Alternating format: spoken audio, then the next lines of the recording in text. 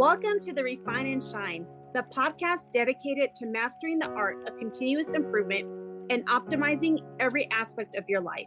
I'm Angelina Rivera, your host, and together we'll uncover the secrets to refining our lives, our habits, and our processes to unlock our inner brilliance. Join us on Refine and Shine, where we'll delve deep into achieving more in life without the burnout and without all the stress.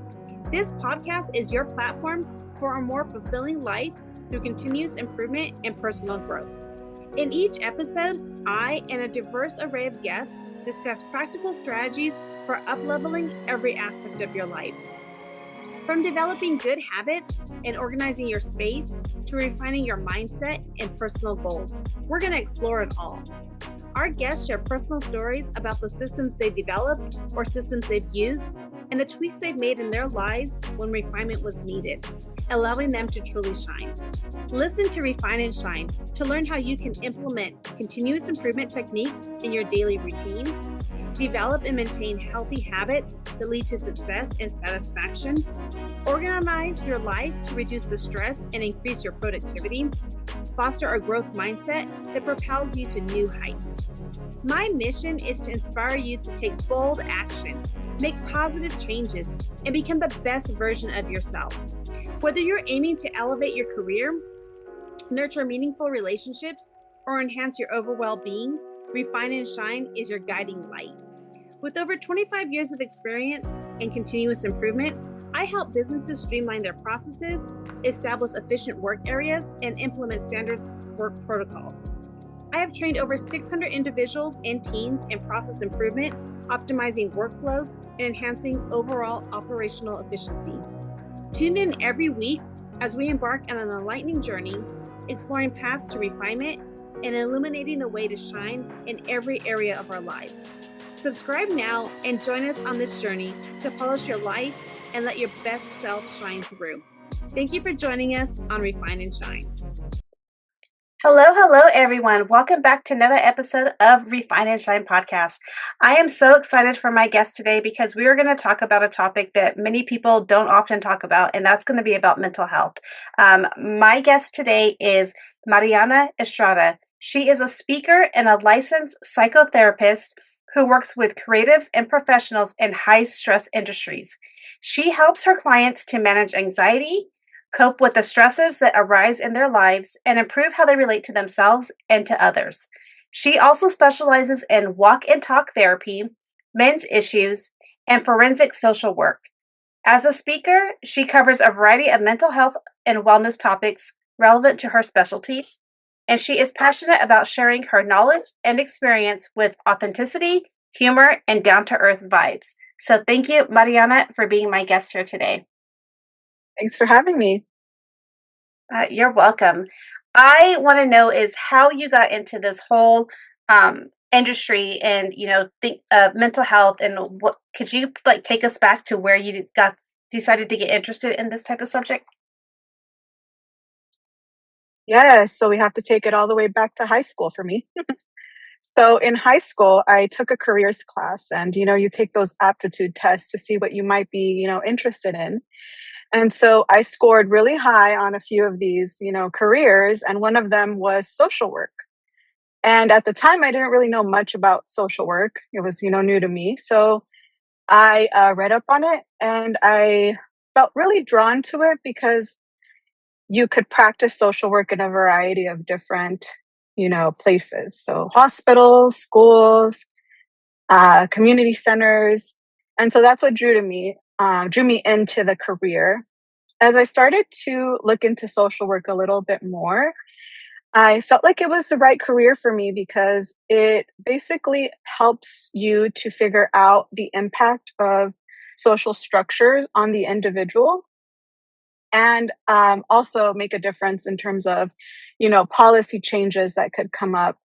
And also, eventually, I realized that you could also be a therapist as a clinical social worker, which is the route that I took. But I've always been really aware of my surroundings, very observant to, different issues that are around in the community, underserved communities. I grew up in a community where there was a lot of perhaps like low income, a lot of different social problems. And so I was always very aware that these problems existed. And if I could, find a way to help in that regard, then I thought it was a good thing to pursue in terms of a career. I think that's amazing, and I just want to say thank you for that. I understand.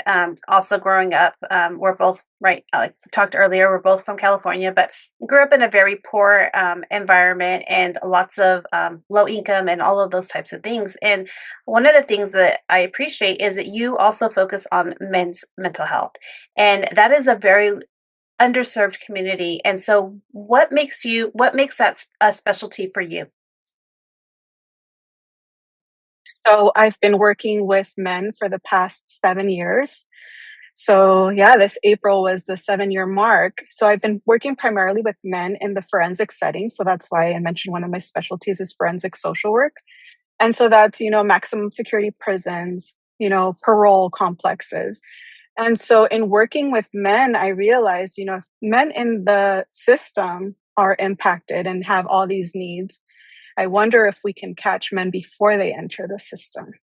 And Mhm. so my specialty revolves around that. I have a free men's support group that I hold online every month.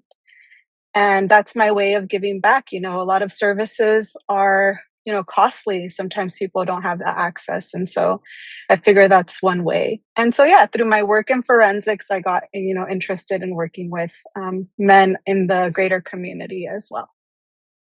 I think that that's so important, and I can definitely relate. And I think back about some of the people that I know that have mental health issues, and a lot of the times they don't know how to deal with them. They don't know what's going on. They have these thoughts or all of these things, and sometimes one person described it to me. It's like a thousand things jumping up at that once, and like voices and all these things, and they don't know how to silence it. And the only way that they can silence it is turning to either alcohol, substance abuse, alcohol, over drinking, so that they can just go to sleep at times, or medications and all of these other things. And so I think it's so important. And I loved how you said that if you can work with these people and get them before they get into the system. And if we really looked at it, if a lot of our crimes, the crimes that are committed, if it could be going back and stop them before that happens, because they are looking for an outlet and they don't understand a lot of times what they're dealing with. And I've also found that men, in particular, do not get diagnosed with a lot of these, like, let's say, behavior disorders or things like that, until they're much older. And so if we can catch it beforehand, then that would be great. And if they could get diagnosed sooner and learn how to cope with them, I think that would be a great thing. So thank you for having this free community that you offer, to in where that you have. I appreciate that. You're welcome. It's, like I said, my part in giving back. And, like talking about what you mentioned in terms of people being diagnosed, I feel like there's a lot of misconceptions in terms of men's diagnosis, especially because men's depression presents differently than, what we think of in terms of depression, like crying spells, right? No motivation to do things. In men, it presents more as irritability, Mhm. right?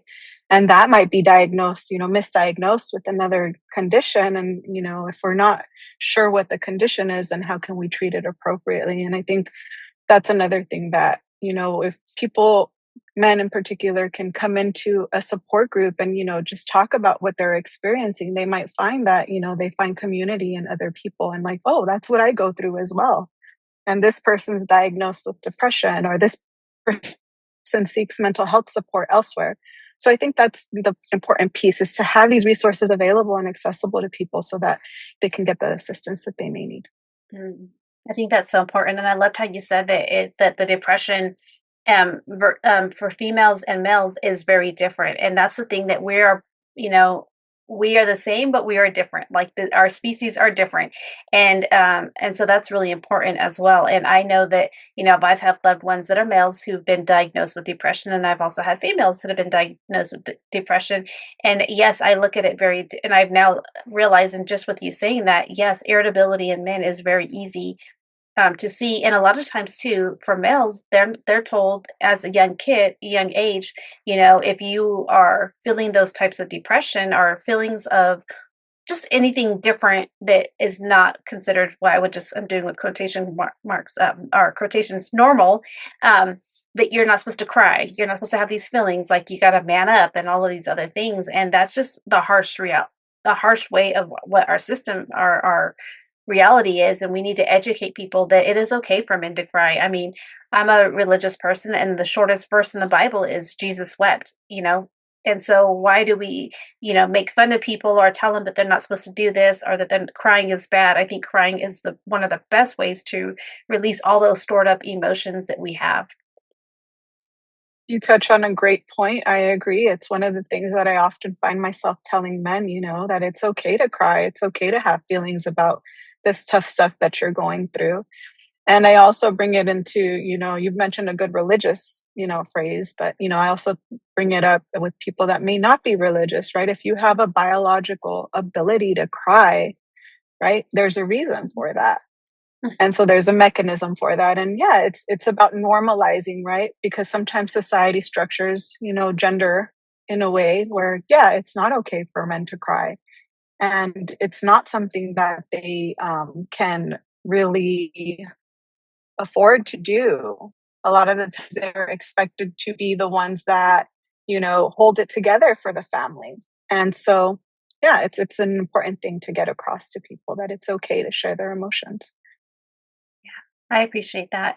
One of the things I wanted to ask you too, and it just came to my head as you were talking, and then my mind just blanked off for a minute. That happens sometimes to people. Yes, it does.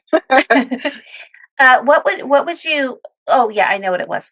Sorry. What is this is a very authentic conversation. Yes, Do we're you allowed to make mistakes. do you find what I find it, in just my experience, and I'm not an expert, but I do have, like I said, loved ones who deal with mental health, and or have depression, bipolar disorder, and things like that. I find that it's hard, some of them, to even open up and go to therapy. How do you feel about that? Well, the reality is that we have come a long way in terms of mental health stigma. We hear it often, on the radio, on TV, maybe some TV shows that we might be watching. It's something that's much more common to hear about, but I think the stigma still applies, right? We still have a long way to go, even though things have improved. So I think it's true. It's really difficult for people to reach out for assistance. And sometimes even it's a cultural thing, right? Like, I'm Mexican. So in my culture, only crazy people go to therapy, right? And so the more that we access the service, the more educated we can be about what exactly it is, right? So if someone that's going through an intense grief response reaches out for therapy, does that mean they're crazy? No, it means they're. Is your business constantly busy, but still inefficient? If your team is working hard but things keep falling through the cracks, it's not a people problem, it's a process problem. This is where Refine Consulting comes in. I help businesses simplify operations and build systems that actually work. Here's how I do it, in just a few days. First, we get clarity. We identify where your time, energy, and money are being wasted. Then, we map your process, step by step, so you can actually see what's happening. Next, we simplify. We cut out delays, redundancies, and anything that's slowing you down. Then we build a system your team can follow, so everything doesn't depend on you. And finally, we implement, so you walk away with a clear plan and real results. No more guessing, no more chaos, just better systems. If you're ready to streamline your business and get your time back, go to refineconsultingllc.com and book your free discovery call. Let's refine your processes and help you shine. We talk about, mental health services. We can also kind of think about the equivalent of physical health services, right? People that have a diagnosis like cancer receive medical services, and people that have a cold or the flu receive physical medical services. And so we can think about mental health in a similar way, right? You could have a chronic mental illness where you receive mental health services. You could also be having a stress response, or, an adjustment to a, transition in your life where you're needing to access mental health services. And the more that we talk about, having these conditions or accessing mental health services, the less stigma there will be. But yeah, that's one of the things that I like to say. It's just, let's talk about it more. Let's, have conversations on podcasts and off, right? Yes, I think it's so important. And one of the things I wanted you were talked about is like when we have these mental health, it's really, when the versus the physical, when we have like a cut or we're bleeding or all of these things, we get the physical help, right? But with mental health, it's something that you sometimes you can't physically see it. And so that is something that I know that when people see like some of my loved ones who have these issues and they're like, they're maybe disabled or been diagnosed as disabled and cannot do a full-time job or whatever it is, and people are like, why? They look physically fine, but what you don't understand is the irritability that they can go through at times, um not lack of sleep or all of these other things that you don't see that, and so people just assume, but there's a lot of disabilities that people have that you physically can't see, but doesn't mean that they don't have a disability or have a need or some type of thing that they have wrong with them. And I'm not saying necessarily saying wrong, that's a wrong choice of words. That they have a need, just a need, and people just want to, if it's not a physical thing they can't see, they don't understand it. And I think that that's something that's really important, that all disabilities can't be seen. So true. And again, the importance of talking about it, right? This is something that I struggle with, and this is how it impacts me, because the more we speak about it, the more educated other people can be about, these, you know, disabilities that we can't necessarily see. Yes. I wanted to ask you, you talked about the walk and talk therapy. And so I wanted to know, what is that type of therapy and how is it different from traditional therapy sessions? So it's basically what it sounds like, right? We're basically doing normal therapeutic work, talk therapy, but we're also incorporating the benefits of walking outside in nature and spending time in nature and getting some movement in. While that's not the focus of the therapy, right? The focus of the therapy is always going to be whatever's going on in the client's life. But we're incorporating, some movement. And also, it's very helpful for people that might be maybe a little bit more shy, maybe a little bit more introverted, where the face to face, conversations might be a little too intense for them. Mhm. And so, walking side by side with your therapist can really help you to open up, be a little bit more open. And I find that with men, it's particularly helpful because men tend to open up more when engaged in an activity. And in this case, the activity is walking. And so they're distracted and they might open up a little bit more. I just find like it speeds up the process. I would absolutely agree with you on that. We belong to a nonprofit organization, my husband and I, and it's focused on veterans and first responders. And one of the things is it's to help them with their mental health and among other things. But we use the use of remote control cars, and it gets them outside to move their bodies using these remote control cars that they can do whether they're in a wheelchair or not. But it's just getting some physical activity out there, and find that they will open up more to each other and like, hey, I'm going through this, or just having that brotherhood or sisterhood or whatever you want to call it, but being able to do that by not having to physically take up a phone and call, because a lot of men do not like to talk on the phone, but just to be out there talking about what they're going through by using these remote control cars and just being out there and having that sense of like brotherly love or sisterhood or whatever. There's females in the organization as well, but that's one of the things. And so I can definitely relate and on what you said about doing that physical activity as well.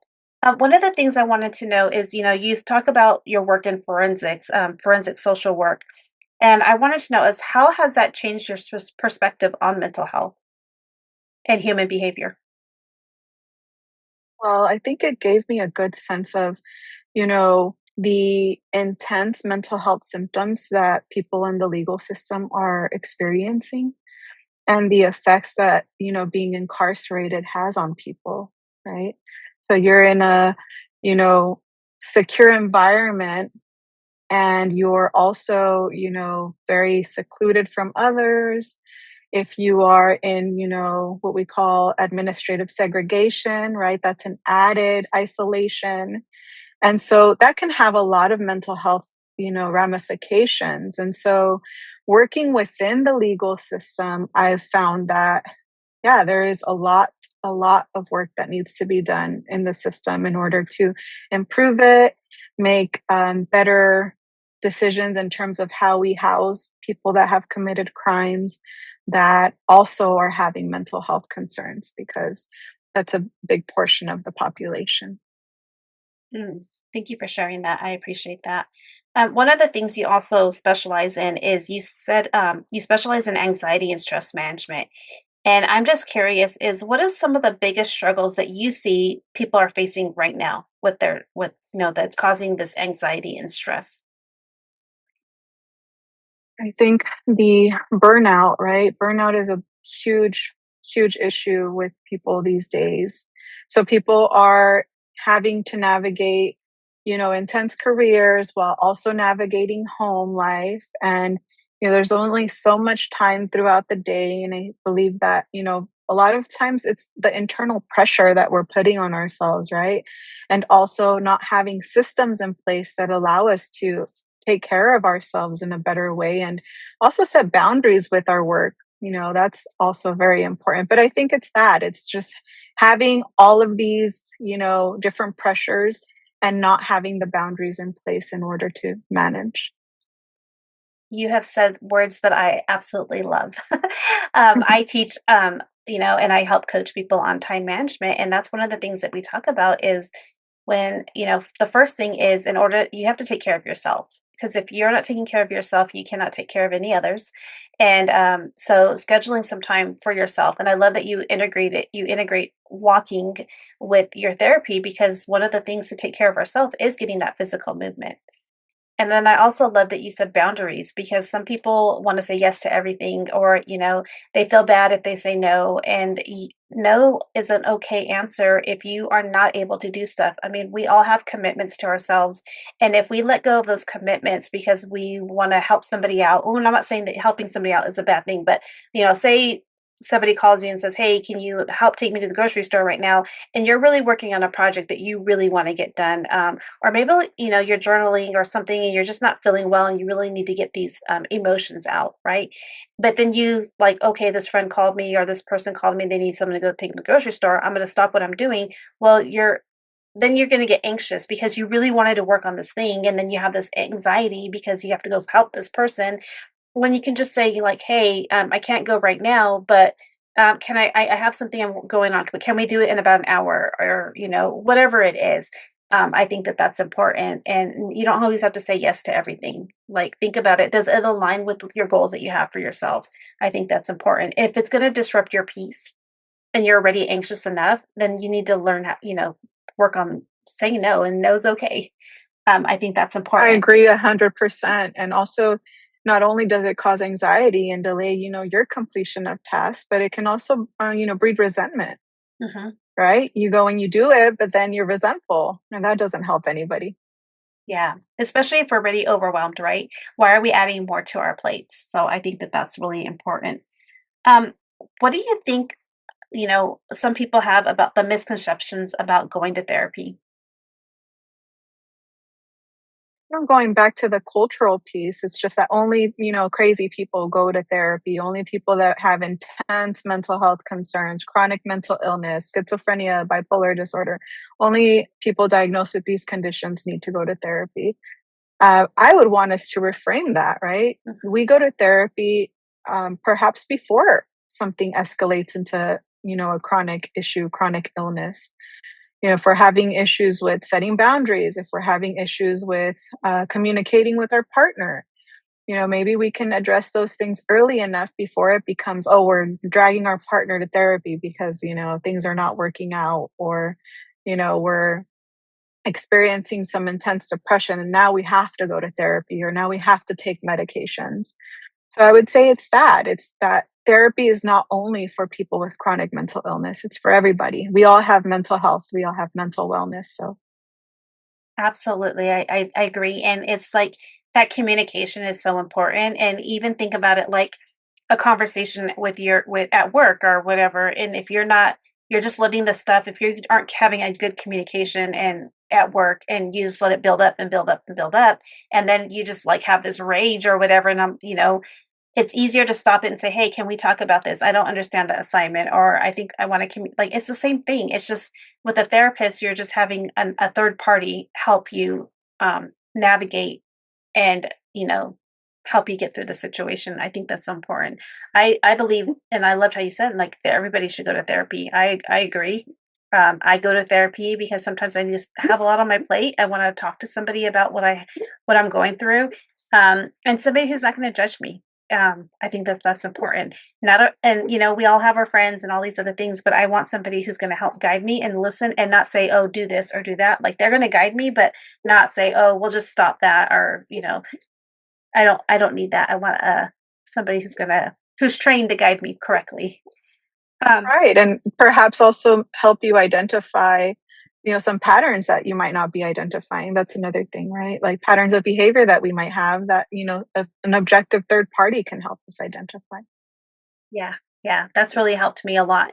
And you say, one of the things you said earlier is the culture. And as, I'm a Latina as well. And, some of the things you just don't talk about, you're not supposed to talk about that are things like that. And there is like stuff that I had to go through as a child. And it's, not horrible things, but things like wanting that self-validation. So, or to be loved and all these things. And so I would say yes to, oh yes, I'll help you with this, or yes, I'll help you with that. And it went back down to, I wanted that validation to be loved and needed. And so, but then I had to learn how to set boundaries and to protect my own peace, and learning to love myself and being okay with it, and not having to, celebrating my own wins and not waiting for somebody else to validate me was a big thing that I had to go through, or, and learn from. And therapy helped me do that. So I think that that's really important. Another thing that I wanted to ask you is you talked about that you share with human and down to earth energy. Can you talk to me a little bit about what that is? And I would love to hear. Yes, I think it's just coming into the therapy room and therapy relationship from an authentic place. So basically, I come in as myself, and if I make errors, I own up to them, right? I accept when I'm making an error, or if I misunderstood something, we'll pick up on that. And that gives them the okay to be themselves as well, right? To be whole and bring up maybe perhaps things that might have been embarrassing to bring up with somebody else, sharing all these vulnerabilities if this person doesn't seem to be opening up. So I think that's the piece where I say, being a human first and coming from an authentic place, and then that opens up the door for other people to do the same thing. And just being very down to earth. We're all, human beings. We all struggle. I don't have all the answers, but together we're here to figure it out, in the therapy process, and helping with the tools that I do have and the skills and the knowledge that I do have, but also, being aware that, I don't have all the answers. The person that comes to me does. Thank you for sharing that. So many people need therapy or need support. What would you say to someone who like keeps putting it off? Like, what would you say to maybe have them, they're listening to this podcast and they're like, oh, this is checking off so many of the boxes of what I'm feeling, but I'm just too scared. What would you say to them? Do it scared. Yeah. Pick up the phone and do it scared.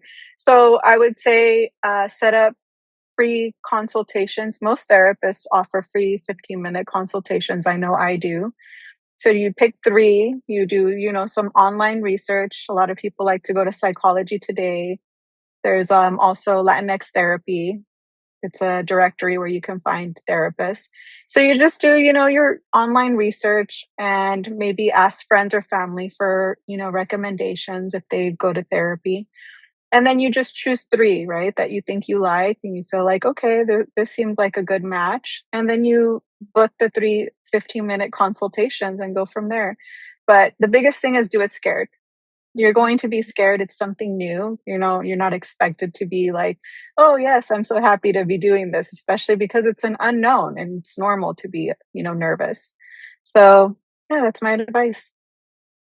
Yeah, and I would agree with that. Like, I loved how you offered some resources that people can look and, do that 15-minute pick three, do those 3 15-minute consultations. And I say, I'd also add that, if you have something, you're listening to this podcast right now and you're like, oh, this is checking all the boxes. You're staying up all night thinking about this and doing all these things. Wouldn't you just want to make those calls and see, what's the worst that could happen, right? Like, you do these calls, meet with these therapy, these consultations, because it's going to give you, you're going to find peace. You'll find peace. And, maybe you have to go and try a few different people, but you're going to find peace eventually, and it's better to start now than keep waiting, because all those sleepless nights that you're waiting, or you're wondering, or, you're stressed out, you're burned out, you're overwhelmed, all of these things. If you want to get better, you need to, seek therapy if you need it. I would say. Yes. There's no shame in seeking help. Yes, agree. So one of the things that I wanted to know too is, what are some of the warning signs that people may be going through if they're starting to, like, with stress and anxiety and overwhelm? What are some of the warning signs that you would see that would maybe trigger, not, or that people may need to reach out and get help? I would say like less productive in terms of getting assignments done at work or even at home, right? The laundry's piling up.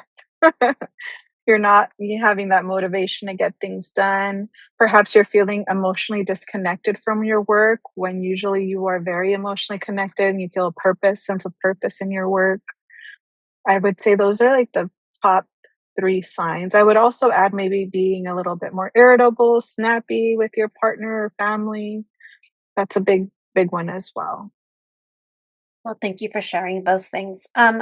As we wrap up, though, I wanted to ask you, I will have the links in the show notes, but you do offer a free consultation, correct? A 15-minute consultation. You mentioned that earlier. Yes, free 15-minute consultation. And then for the men's group that you do, how do people get in connection with you if they're interested in possibly joining that as well? Yes, they can direct message me on Instagram. I'm at Therapy Unlocked. Okay, awesome. And I'll definitely have those links in the show notes. And then the last question that I had for you is, what is a word, a phrase, a book to read, or some type of action that listeners can take today in order to help them refine and shine? I would say doing a daily check-in with how you're feeling. That's the best thing. It takes 5 seconds, right? How am I feeling today? And you can choose a time of day, whether it's at lunchtime, before you start your work day, before you walk into the office, whatever it may be, just, a short check-in. How am I feeling? What's a feeling word I can come up with here? And yeah, that's the start. Well, thank you. I love that. I think that checking in with ourselves is so important. And if we can't take the time to check in with ourselves, then we really need some help. We can all make some time for ourselves. And, checking in with ourselves is so important. I like to ask myself sometimes, what do you need, sweetheart? When I start to get overwhelmed, what do you need, I sweetheart? love that. I love that. I might have to steal that. That's okay. I took it from somebody else. And so it was something that stuck with me, and I heard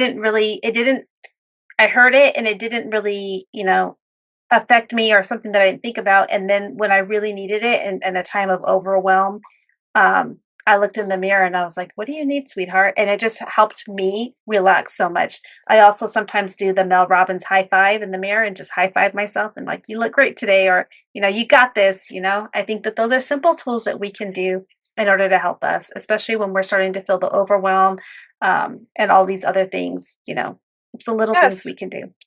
I love it because it's a very caring approach, right? You're asking yourself what you need. I love that. Yeah. Well, I thank you so much. I appreciate you being on the podcast, and I can't wait for you to impact so many more lives by the work that you're doing. So thank you. Thank you for having me, Angelina. It's been great. You're welcome. Thank you for joining us on this episode of Refine and Shine. We hope you find valuable insights and inspiration to fill your journey of continuous improvement. Remember, the key to success lies in refining your processes and letting your inner brilliance shine. If you've enjoyed this episode, be sure to subscribe to the podcast and leave a review. Your feedback is greatly appreciated and helps us reach more listeners like you who are eager to refine and shine in all areas of life. Stay connected with us on social media for updates and additional resources and behind-the-scenes content. We love hearing from our listeners, so feel free to reach out with any suggestions, questions, or success stories you'd like to share. As we wrap up, remember that the power to transform your life lies within you. Keep striving for growth, embracing change, and seeking opportunities to refine your skills. Together, let's continue to shine bright and make a positive impact in the world. Until next time, keep refining and keep shining.